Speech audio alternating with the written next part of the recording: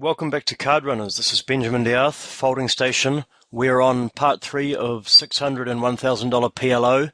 Today's teaching concept is calling exposed. The two hands in which I misplay, in which I'm calling inappropriately, happen at midpoints of today's footage. So I'm going to bring them forward to the analysis so we can get the teaching concept dealt with first, and then we'll get on to the hand-to-hand analysis of the session itself. Both of these hands occur against the same opponent. The opponent is M-Dom in table number 1. I'm fine with 3-betting this hand, especially given the presence of what probably amounts to a pretty weak flat call on the button, unable to 3-bet, having perfect position in an ante-game. However, whether to 3-bet or flat this hand is not the context of this discussion. This concept of exposing calling as a pretty weak play, it's super applicable out of position, but still very applicable in position, as we're going to see in the second hand of this analysis. It turns your hand face up, making your opponent or opponent's lives very easy, which just doing that in any context is unacceptable. So a heck of a lot more often than we think, it's going to be a fold or a raise. Both of those options are slightly less comfortable than the just click the call button, but as we're going to see, it makes us a heck of a lot harder to play against. And this is Omaha, so while people call a lot lighter, you're always going to have some fold equity against their range and how they perceive your range. So having opted for the flat call pre-flop on table number 1, we flop pretty good, but not great. I think here he c-bets very close to 100% of his range on this board 3-way. He's using the other player as he's using the multi-way presence of the pot as slight leverage against both of us because we have to fear action from the other. I think any 5xxx is a standard c-bet here in his spot. And remember, he was just cut off raising for 3x in a 4-handed game, so we don't need to fear that he's got like an under-the-gun opening range in a 9-handed game. His pre-flop range is far from strong.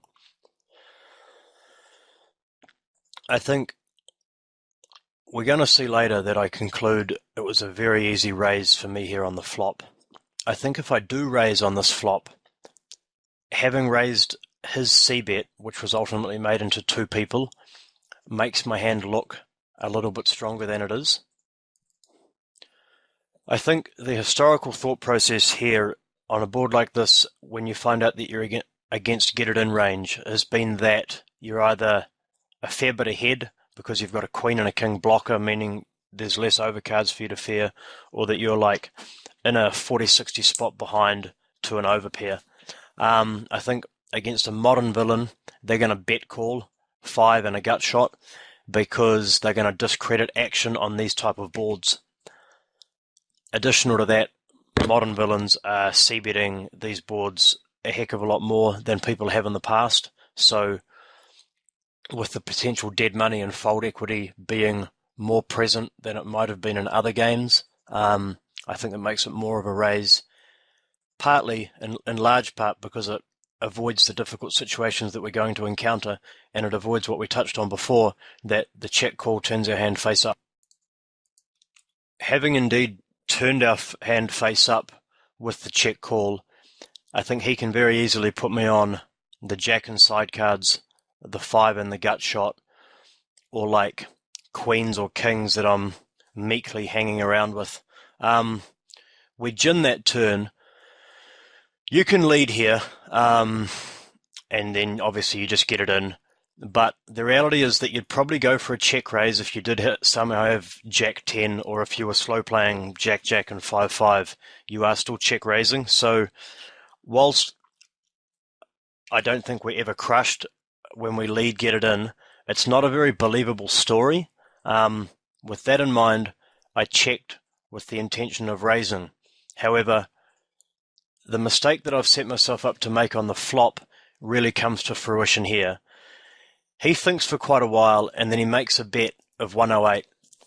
With a bet like that, I don't actually think he's folding as much as I thought he might when I first checked with the intention of raising. He can have some Jack 10s himself. He is only on a pretty weak pre-flop range, as I canvassed the reasons why that is before. So he can have some of the two pairs a lot more frequently than other players from other positions in different games will.